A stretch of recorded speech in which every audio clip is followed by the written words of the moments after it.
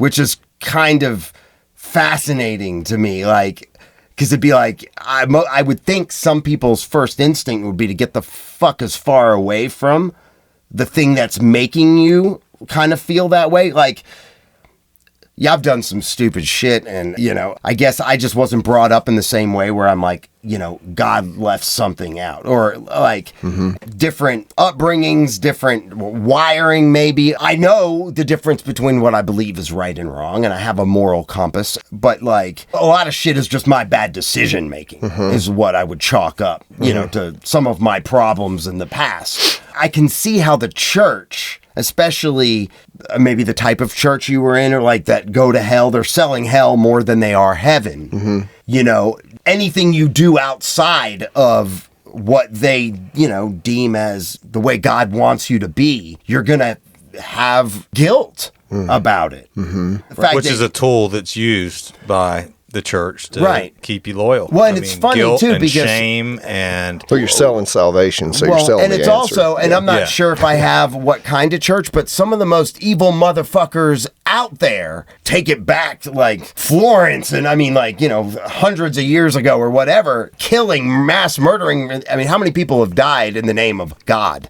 You know, doing God's work. I mean, most every war, even current day, has a religious basis to it. You know, when I was in Iraq for a couple years and got to talk to a lot of people there as an interrogator, and people would say, this is not a religious war. I say, it is a religious war, because they think it is. So whether you think it's a religious war or not, if the people that you're fighting think it's a religious war, then it is.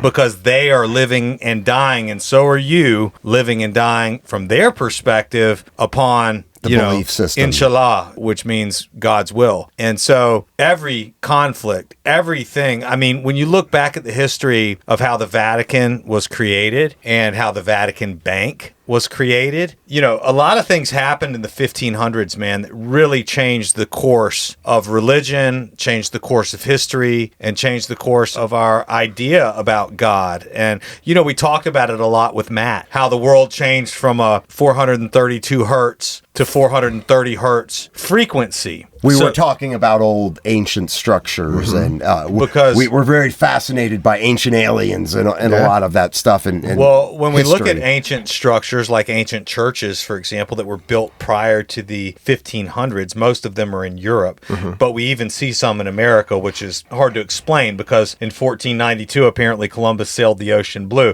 But we can find structures in our current day cities that seem to predate that and seem to be designed and built potentially by the same architect and with similar materials as a lot of the structures that we find in Europe. But nonetheless, the windows on these cathedrals, and they have these elaborate windows, which if you put a sound wave and water under a microscope and you play the frequency of the organ that's inside the church, you can see that the sound frequency creates a pattern in the water which matches the that's pretty cool. window on the church. I'll show you some of that when we get off. It's very, very interesting. Yeah, that's pretty cool. And a gentleman we had on a week or two ago knew a lot about it because he does a lot of research into that kind of thing, and so do I. But a lot changed in the 1500s, and this had a lot to do with the Roman Empire.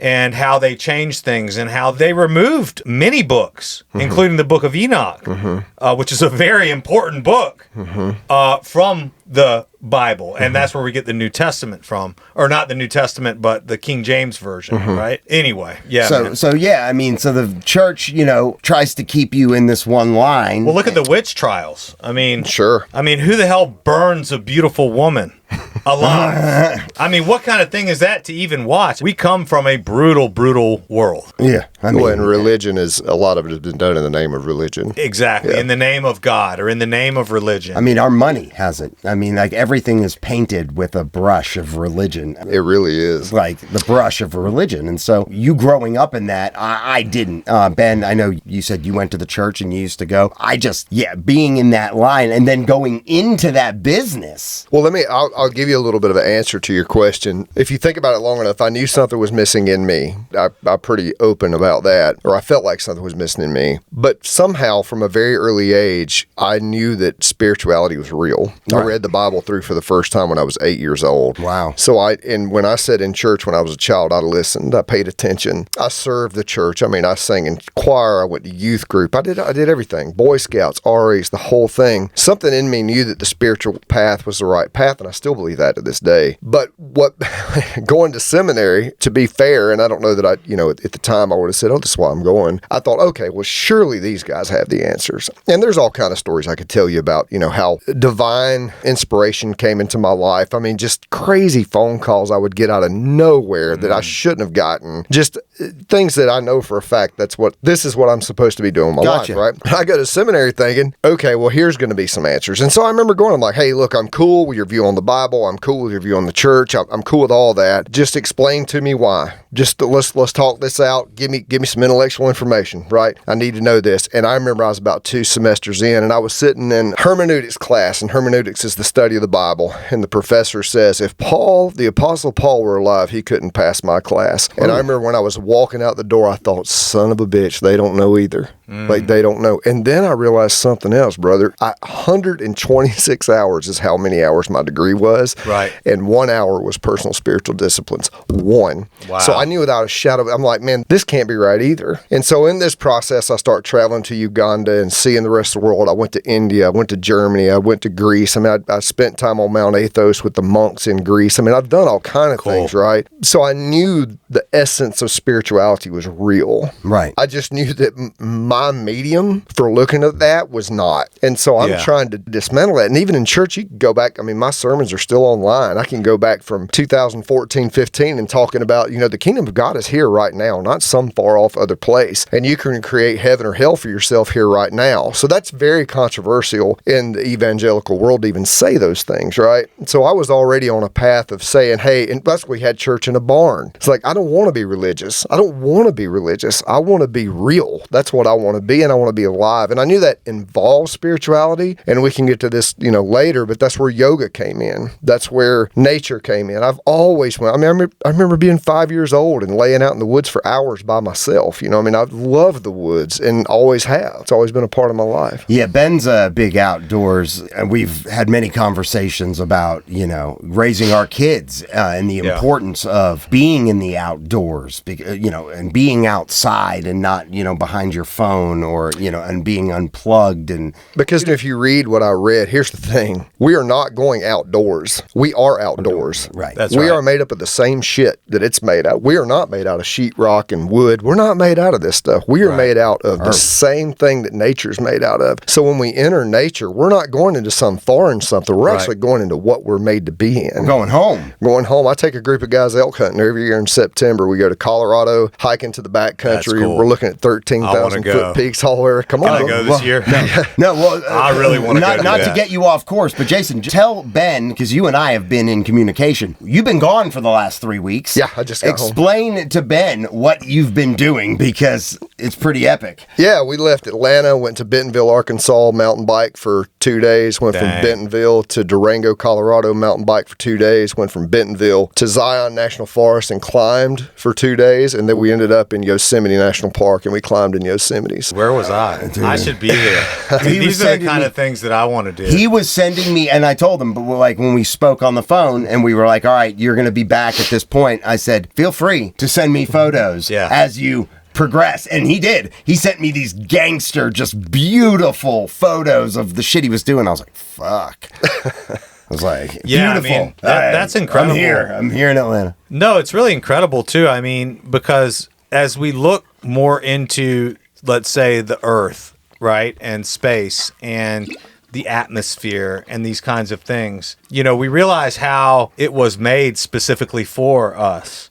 And it's of supreme design. And for me personally, I can say that about 5 years ago, I was having a very difficult time. And I still have a tough time, but I mean, it was really brutal. And so I sought out someone who, was doing like spiritual ceremonies and things of this nature, not religious, but spiritual. Yeah. And it was out in the middle of the woods, in the jungle, and I went down there for a week, and it just changed my whole perspective on everything. It completely opened my mind. And as Chris alluded to, I've always been into getting out into nature. I agree with everything that you said. And I think that there's a big difference between religion and spirituality. And I noticed that you keep saying spiritually and spirituality and things like that over religion, because you can have religion, but all this killing and all this war and all this everything, it's all done in the name of religion. So then what is religion? Because certainly it wasn't what the God that I pray to intended. Yeah. That's a fact. I feel like religion is spirituality with money attached to it. It's man's incarnation. Right. I just told someone yesterday, as soon as you monetize spiritual, that's the reason why Adventures in Recovery, nobody's ever paid for a trip. That we're all donation based. If people want to give, they can give, and we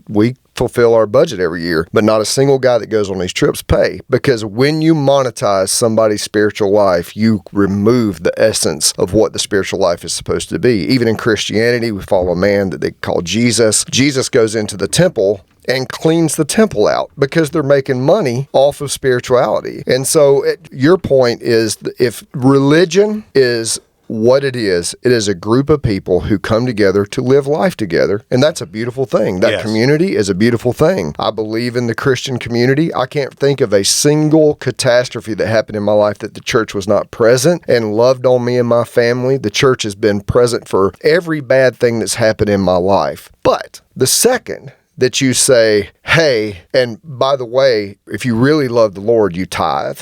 Right. If you really love the Lord, you serve the church. If you really love the Lord, that's where it gets, you have this man who gets a paycheck based off of everybody else's desire to attach to God. And that's just bullshit. It's a business. Yeah. So call it, that's one thing I love about a couple, I won't call the names, but bigger churches around this area, they're very upfront by saying, hey, we're a business. Right. That's what we're doing. If you're talking about Andy Stanley, I love him. Yeah, man. And he's very honest about it. Yeah. And I feel like when he does ask for, like, what do you say? Offering, tithing, giving. Yeah. But he just straight asked, hey, if you can make a donation, great. This is what we're trying to do. We're trying to raise $7 million.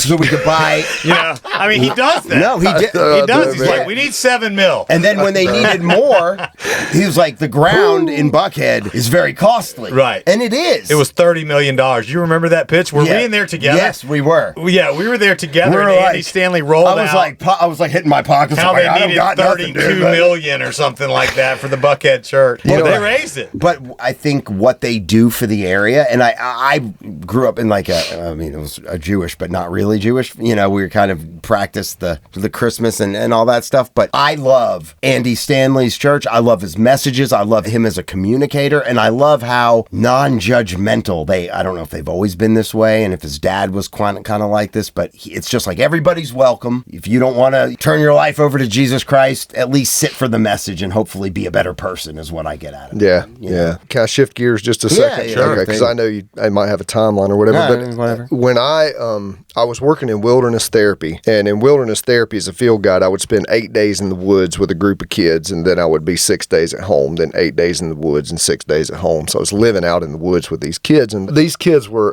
they were rough. They were on a rough go of it. They're, 15, 16 years old, and I just recognized over half of them were represented by the adoption community. Interesting. And I'm like, that is very interesting, right? What do you mean by that? They have been adopted. Okay. Yeah. Okay. Over half of them. Probably better than half. And most of them internationally, right? Some Russians and some maybe Costa Rica. I don't want to quote the countries, but South America. And so one night we come in and my life was just a wreck, man. I mean, just a wreck. I was no longer at the church, obviously. And, from all my troubles with that. And this named Rob Gent comes walking in. And if you listen to my podcast, you may have heard this story. And he starts talking about attachment trauma and pre-verbal trauma. And I'm sitting there listening to this guy. I'm like, man, this guy's reading my mail. And so he goes, he says, are any of you guys adopted? And I raised my hand, and he said, I want to ask you something. He said, if I told you I love you, I care for you, and I want what's best for you, what's the first word that comes to your mind? And I said, bullshit. And he said, exactly. He said, and then he explained to me, he said, that is because when you experience any sort of rejection, your prefrontal cortex disconnects from your lower brain. And he said, you can't be rational. Because he's explaining to us why the kids in the field are irrational. He said, when you have pre-verbal trauma, anything around rejection, your rational brain can't compute it. It just goes offline because, to your point, when we're that little, all we have is an amygdala and a brainstem. That's all we have. Right. We have fight, flight, freeze. That's it. That's all we have. We don't have rational brain at all. Right. So that's where the trauma sticks. So I call this guy. I'm like, man, like you read my mail. I shared my whole life with him. And he goes, oh, first of all, you need to know. He said, you're not a bad person, man. You're a great person. I mean, I told him everything, right? The good, bad, ugly, and it was ugly. Yeah. And he said, let me give you some tools. And he said, I want you to get in ice cold water. And he said, like, what the fuck? He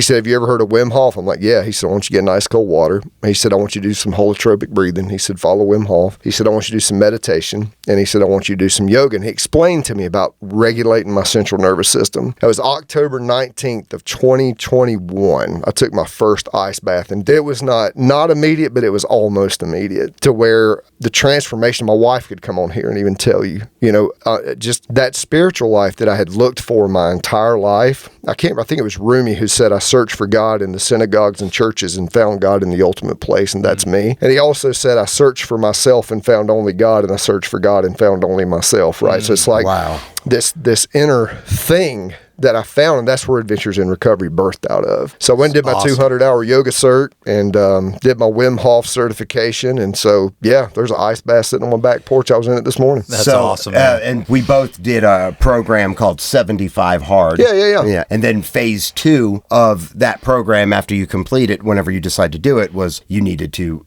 cold water therapy was part of the deal on a daily basis. I would imagine, if hearing your story and hearing you say that if you had a problem with substance abuse and addiction, whether it be alcohol or drugs or whatever, that cold water could almost probably be the relief and the addiction. Like, your day probably isn't as good if you don't dip in that. Yeah, here's kind of what happens, right? So you were talking a minute ago about going to the jungle, right? And the spiritual ceremonies there. What those spiritual ceremonies do is give you access to part of your brain you don't normally have access. Yes. That's called your pineal gland, right? Yes, it's the that's very correct. Tiny gland that's at the very end of your brainstem. Yes. And if you've ever watched any YouTube stuff, it's called the spirit molecule. You can find that. Dimethyltryptamine. Dimethyltryptamine, that's Yes. right. And it's produced in that area of your brain. So here's the thing. Fires when we're born and when we die. That's right. So when you're born and you have preverbal trauma, it's stuck in that pineal gland, and it's stuck in the limbic system. And so the sympathetic and the parasympathetic nervous system, think of them as the gas and the brake, fight or flight, freeze and fall, right? There's up and down, up and down. And so when you go to these ceremonies that you're talking about, you access into that very spirit center of who you are as a human. Yes. And cold water over and over and over. So when I go into cold water, my rational brain goes offline, my irrational brain comes online, and all it says is, get out of here. What are you doing? But under my own fruition, I go, no. I'm going to sit here. That's right. I'm going to stay here with this.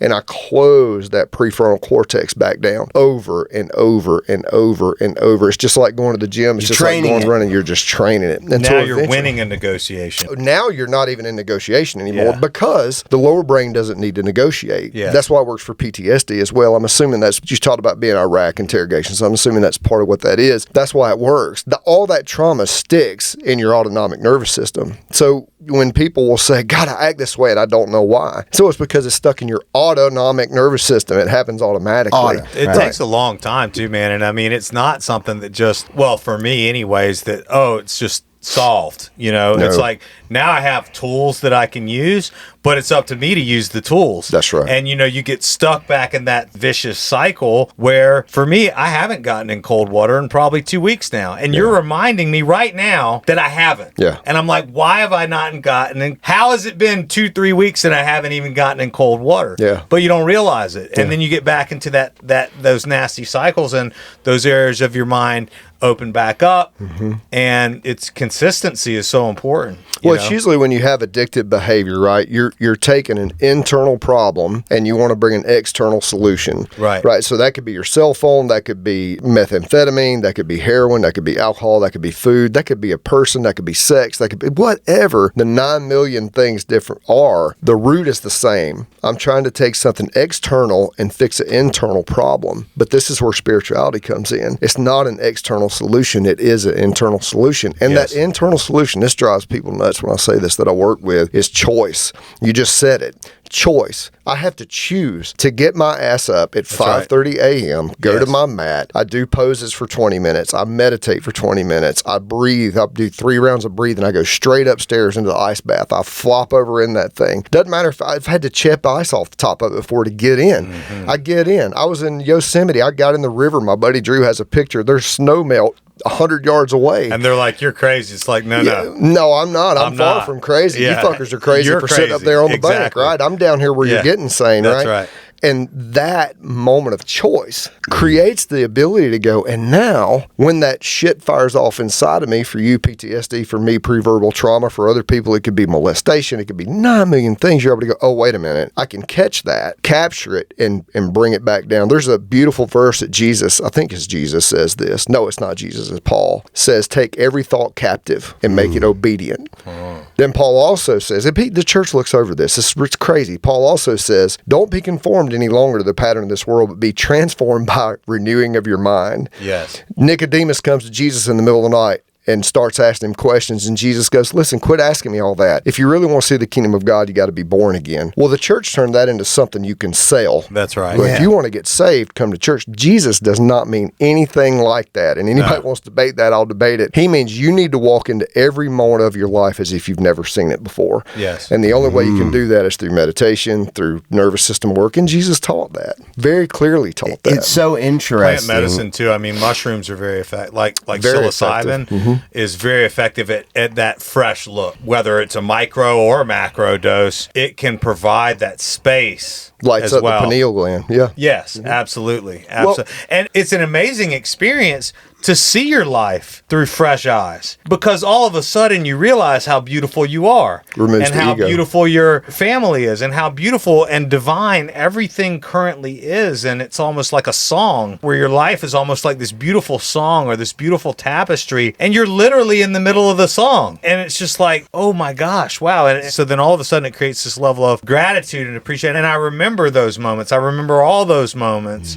They're recorded, and I go back to those places whenever I need to, but it's also fleeting because we deal with the stimulus on a consistent basis, and we don't know what to believe. You know, is it the church? Is it the Bible? Is it Jesus? Was Jesus even a real person? I mean, all these things which, oh, you can't say that. Okay, well, it's just a question. You know what I mean? Like, we don't really know. Right. I mean, you don't know anything that you haven't seen, right? So we have written history.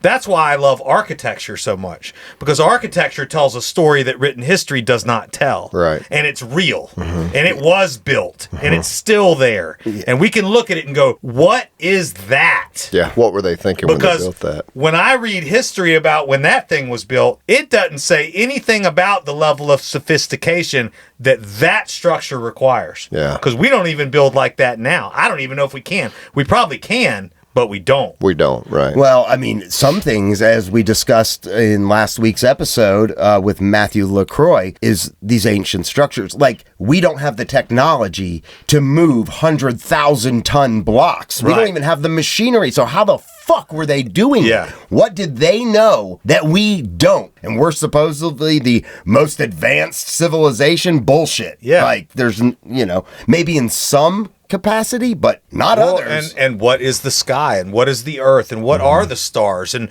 what is the sun? I mean, everything that we know that we're taught in school, they don't teach us that this is a theory. Right. This is the best theory that we have. This is the best theory that This we've is got. the one we're running with. This is the one we're running with. There's a lot of different options here, but you're being taught the one that we agree on most. Yeah, that's mainstream. We're not taught that. We're taught this is a fact. It's true. And anybody that says anything other than this is lying. And it's through education, and it's through religion, and it's through all these different mediums where there are ultimately power structures. And dollar bills. You know? A lot of dollar bills. But in the woods, in nature, it's God. It's only what exists. It's what's real. All that stuff isn't even real. Maybe it is. I mean, what is it? Yeah. We don't even know what it is. But to your point, in nature, man, that's 100% truth. There's no lies out there. And what you're talking about is symbiosis, right? So when you talking about psilocybin a minute ago, it's the reason why therapy, psilocybin, some of those other things work, but there's also work to go in after because you got to carry that forward, right? Yes. Well, it's a symbiotic relationship, and symbiosis simply means everything's connected.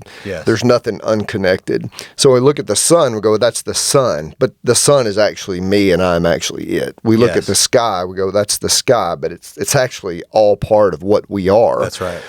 So when we interweave ourselves into nature and we leave our cell phone in the truck, that's funny. I take guys out on a trip. That's the first thing we know. Are we going to have service? Like, no, you're not going to have service by design, right? But when we do that, we start going, wait a minute, man, I'm pretty small in the grand scheme of things. That's right. Oh, yeah. It's funny you said so. Yeah, I just pictured when you said that, are we going to have service? You take their cell phone and bash it with a hammer. Like, right there. Like if you had to depict that in a movie or something, that's exactly what your character would do. Or a commercial, Yeah, hand me your cell phone. Let me switch to analog and then just bash it into a million pieces and hand it back to him. You could have like a Hillary Clinton mask on. I'm just kidding. You know what? It's funny you say that because I got the opportunity and I guess you could say I had some technology with me, but I had the opportunity to go on this extreme adventure where I met 6-7 dudes in Juneau, Alaska. Mm-hmm. We suited up and we hopped on these modified jet skis and we went from Juneau, Alaska, 550 miles to Prince Rupert, British Columbia in 5 days. Now we poured it every day and we stayed at a hotel, but being on that jet ski that close, I mean, you can't get closer to the water than that jet ski. That's right. And traveling, I mean, we had humpback whales just coming up all around us. I mean, killer whales. I mean, they could take us out in any second. I'm almost idling, trying not to be on the back of one of these humpback whales, going through these ice fields into the LeConte Glacier. And just, I mean, it was as close to God as I've ever, like spiritually, I've ever felt in my life. I mean, granted, we did have some technology. We had the ability to, had an engine that take us, but still, I mean, being amongst those mountains and you're on the water, I mean, you are subject. I mean, the jet ski might provide you the ability to go faster, but you still could be taken out at any moment. It's, Man, listen, you take a guy out to Collegiate Peaks Wilderness area, you put his pack on his back, you hike him in Colorado, 5 or 6 miles, you're sitting by a glacier lake, you're looking up at 13-foot peaks. They got a little bit of snow on top of them. The high meadows are green, and all of a sudden you hear a bull elk bugle from about 200 yards off. If that does not bring chills and tears to somebody's face, they're just not alive. I want to go. It's just this immersed ability to be. I mean, when we came through Is that threatening? I'm sorry for my ignorance. No, it's just amazing. Or is that in a beautiful sound? It's just all of a sudden you're just like, what is that, man? It sounds like something from another planet. Yeah. Sounds like a fucking dinosaur. Like that. Kind of. Like, yeah. it's just a real moment. You know what I mean? You're just I don't know if should I be scared? Yeah, you're a little scared. You're a little excited. You feel like a kid again. Man, life looks brand new. With that, life's brand new. Yeah. Right out of the package. Really? You know what I mean? It sounds amazing. Everything's brand new. You love your wife more. You love your house more. You love your kids in that more. Instant. You love your problems more. We all in that same moment. We walked up on a elk carcass a few years ago, and I had 2 guys with me, and we walked into the woods, and I'm looking at this thing laying on his side, and I could see the antlers sticking up on one side. I'm like, that elk is either bedded down or he's dead. So I pull up my binoculars, I look, and he's been disemboweled. I'm like, oh, he's dead. And so we walk in, and I turn, I look at the guys who were with me. I said, watch out for bears, boys. I no more got it out of my mouth, and they started just coming down out of the trees, and there was bear shit everywhere with blueberries in it. And I'm like, oh, that's not good. And I try and look, and my buddy is already gone, and he's the one with the gun. He's just running. Franklin, if you're listening to this, you're seeing bears come down. Oh, yeah, they're in the trees, man. They're coming down. And he's the guy with the gun? He's the guy with the gun. They just left me in there, bears don't really bother me. Hardly at all. But I just remember that moment of going, I am so tiny, man. Like I am. I walked up on a mama moose and her calf last year. Right. And all I had in my hand was a bugle, which is kind of like a wiffle ball bat. And my buddies are behind me, and I just keep walking toward her like, what are you doing? I'm like, what?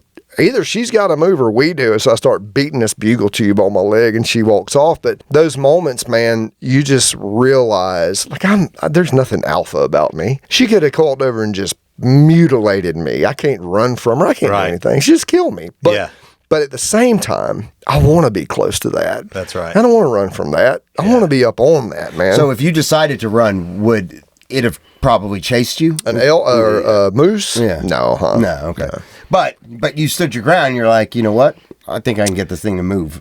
Yeah, I mean, it really wasn't even any thought going into it. It's just like being captivated into that moment. They're like, man, we're with Crocodile Dundee right now. No, I'm not going to wrestle him. I think have you seen that movie? He's Crocodile Dundee. Like, holy shit. Bears, elk. Yeah, that's right. Is he Bugles. Bear Grylls? Are we out here with Bear Grylls? Yeah. It's just a really cool thing. It really is. A thunderstorm in the spring. I said that in the writing. We just came back from a trip from Adventures in Recovery back in May. And we woke up one morning and it's just, I mean, guys, only as Georgia can do, thunder and lightning, and it struck right down the valley. And I'm up under the tarp doing yoga, just laughing, man. I'm love like, that. Like, what am I going to do? I'm going to run? Right. Like, but in that moment, you just feel this power. Oh, it's so cool. You're like, what am I?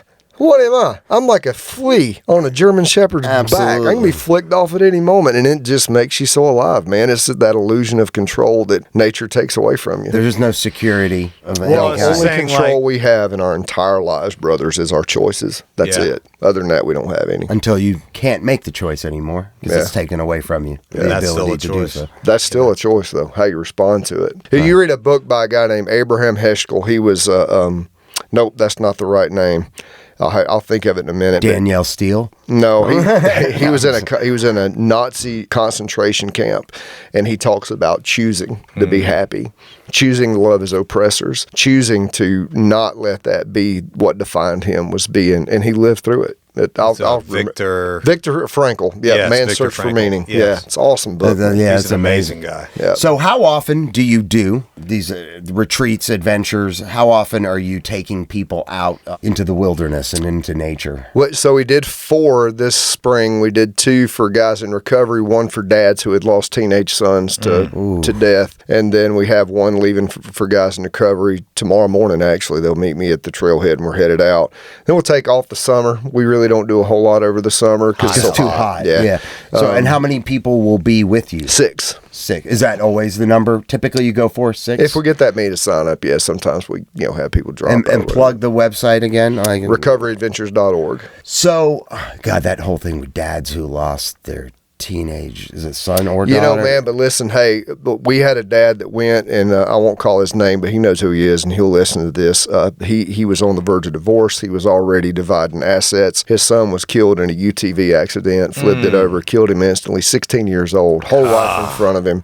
They came up on the scene expecting to see a helicopter hauling him out. Instead, they saw a sheet, and the mama wanted to see it, and so they pulled the sheet back, and so there's just all this trauma. So we go on a trip, and I put him in the cold water, and I still have a text message from him. He's like, it changed my life. So I came home, and I want to work on my marriage now. I have a renewed, but we just worked on his nervous system, right? You don't get that kind of trauma that doesn't stick in your nervous system because your rational brain wants to make sense of it, and it can't because there's no sense to be made. Right. But when it can, it sends it to your nervous system, which then goes, and then it goes right back up your rational brain.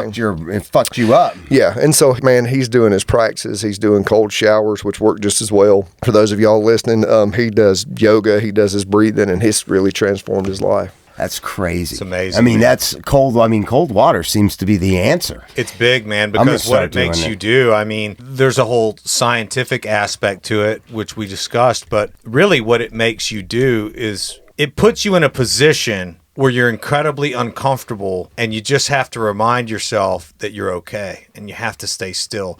Every part of you wants to get out of that water, but it shows you that you can decide whether to get out or not. Yeah. You know, and then the cold itself has health benefits and benefits on your mind as well. But there's that decision point where you're deciding to stay in the water. It's your decision, 100%. And once you do, you realize that not only am I okay, I feel better. I can do this. As a result of this choice to stay. Yeah, it's crazy, man. It's pretty amazing. And it doesn't just have to be cold, extreme heat. That's why people get runner's high. You know, you take off running, you're just concentrated on your breath, and you're enduring these hours of pounding the pavement. It all creates this same dynamic. It just kind of comes down to intention, right? If I'm intentionally doing something that makes me suffer, but then finding peace in and of myself during that suffering, then somehow, just like encountering bears or encountering a moose or rock climbing up the side of the wall, when I get in this position to where everything in me wants nothing more than to get out of there, but yet I go, no, I kind of love this. I kind of want to stay right here. Right. Well, that's where life is in the discomfort. And that's where it's courage, like being scared, but just I'm doing it anyway, right? Like it's interesting though that something on the other side. Evil things or bad things that are destructive, like addiction, have the same allure to them. It's just that the result is different, right? I mean, having that extra drink or watching that pornographic film or going and seeing that person that you know you shouldn't go and see, it has that same kind of allure of, like you're saying, kind of these situations, I want to get out of this situation. It's like, you know you shouldn't go do that, but something within you is like, nah, I'm going to go do it anyways. But it's, like you said, intention and result. Yep. Right? You know the result of that's going to not be good for you. Yep. So can you make the decision not to go? Whereas in this case, you know the result is likely going to be something beneficial to you, but it's hard. You know, David Goggins talks a lot about this. I love that guy. Yeah, he's a beast. This is where he lives. He's made a decision to be as often as possible in a state of suffering because of how beneficial he feels that it is for his life. Have you read any of his books? I am pretty familiar with him. But I love everything about him, but he's just a little too hard on himself. You know, we have to love ourselves, man. And when I go to get in that cold water, it's not because you son of a bitch get in that water, you piece of shit. I don't sit there and look at the ice tub and go, I don't want to go, but I'm going to. I just go get in because I love myself, right? And if I love myself, then that's where my intention starts. Then I don't go see the person I just shouldn't be going to see. I don't shoot the heroin in my arm. I don't overindulge in alcohol because I'm going, no, I love myself. I don't eat the excessive sweet because I've found a way to love myself. Most addicts hate ourselves, and the church teaches us how to hate ourselves because they teach us we're born with original sin, which is bullshit. Yes. Yeah. And bullshit is a theological term in my word. It's bullshit. We're not born pieces of shit. We're born perfect. That's right. Perfect essence of who God wants us to be. And that God that wants us to be, that is inside of every single person. If I had to even say, when somebody says, where is God? It's in you. It's in me. It's in everything. God's not another place in some, golden streets and pearly gates. God is in us. He's in DMT. That's a fact. Right. It's fascinating, man. That is fascinating. I mean, like, how do you feel? I guess there's probably not a better feeling than taking an ex-military guy or a dad. I mean, and the feedback you get. Does it change on a percentage basis? Does it change everyone's life? Is it like cut and dry? Like your life's changed, but it takes work. It takes continued work. Like, I would say it. I was talking to. That might be a kind of a vague, hard question to answer, but it's a great question. Actually, I was talking to my yoga teacher about 2 weeks ago, and she said she talks about your dharma. And I don't know if you guys know what dharma is, but dharma is your purpose in the yoga tradition. Is that like an Indian? I thought I've heard that. In Sanskrit. And so my dharma is to be a teacher. It has been. It's been my whole life. I just didn't know it. I was moving in that direction. And so I'm a teacher without attachment to the outcomes of other people's lives.